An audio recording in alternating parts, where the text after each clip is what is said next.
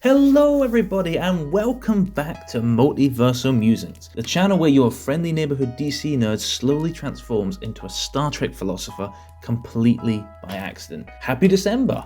Yesterday we looked at Superman Peace on Earth, the most powerful Christmas story in comics. And because it is now officially the season of giving, chaos and questionable holiday specials, I wanted to follow it up with something not as good or even as famous, but something equally festive, equally weird, and equally delightful. So today we're talking about Star Trek The Next Generation Issue 2 from 1988, Spirit in the Sky. Yes, the one with the Christmas party, and the glowing cosmic being who is basically Santa Claus with warp capability. Now, I have a full set of these in my collection, and surprisingly for me, I decided it was high time that I should actually read through my collection, so here we are. Now, I know a lot of you follow me for the DC stuff, but what if I told you that this comic was published by DC themselves? Who said I couldn't merge the two IPs like a pro, huh? And I promise we're still doing plenty of that, but this channel is also about my journey discovering Star Trek for the first time.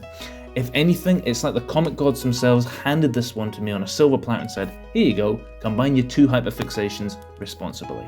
So let's dive in. We open with a captain's log from Picard. We hope to reach Starbase 33 before the holidays, but fate's lights have been against us. Translation, the Enterprise is late to its own Christmas break. Now who said Star Trek isn't relatable, huh? The crew is behind schedule, morale is low, and everybody is ready to clock out and go drink replicated eggnog and 10 forward. Picard, Troy, Yar, and Georgie and Data all head off to the Christmas celebration, leaving only Riker and Worf on duty. And listen, let me just say this, Riker is absolutely jacked in this comic, like cartoonishly 80s action figure jacked. I know this was probably drawn before The Next Generation even aired, but I swear the artist said, Jonathan Frakes? Never heard of him. But what if number one was built like He-Man? This man looks like he could bench the warp core. Anyway, everyone else goes to the party, and just like in Resurgence, as soon as Riker is in command of the bridge, something weird happens. Shocking for Star Trek, I know. A glowing energy being slams into the Enterprise, phasing clean through the hull and through every person on board. It knocks out power, it disrupts systems, but meanwhile, the ship detects another incoming vessel, the Krieg, an alien species whose entire vibe is, we don't do friendship, we do violence enrichment activities. But since it's Christmas and Starfleet's HR department needs Picard to file one friendly interaction per quarter, he invites Krieg aboard for the festivities. And this goes exactly how you'd expect. Badly. The Krieg immediately start trying to vaporize the glowing spirit being wandering in the halls, and the crew suddenly realize, oh no, we have brought alien warmongers to the Christmas party. Now, here's where this goofy Christmas comic goes quietly full Prime Directive ethics, and that's why I wanted to cover it so early in my Star Trek journey, because embedded in all of this 80s cheese is surprisingly Star Trek at its best. What do you do when you meet a being whose existence brings joy, but its presence disrupts society? That is peak Star Trek right there. That is literally an episode condensed into 36 pages. The Krieg want to destroy the spirit because they fear it, the crew wants to understand it, the being itself is unintentionally altering the emotions of everyone it touches, and this is where my DC brain kicks in because this feels like a classic DC morality dilemma as well.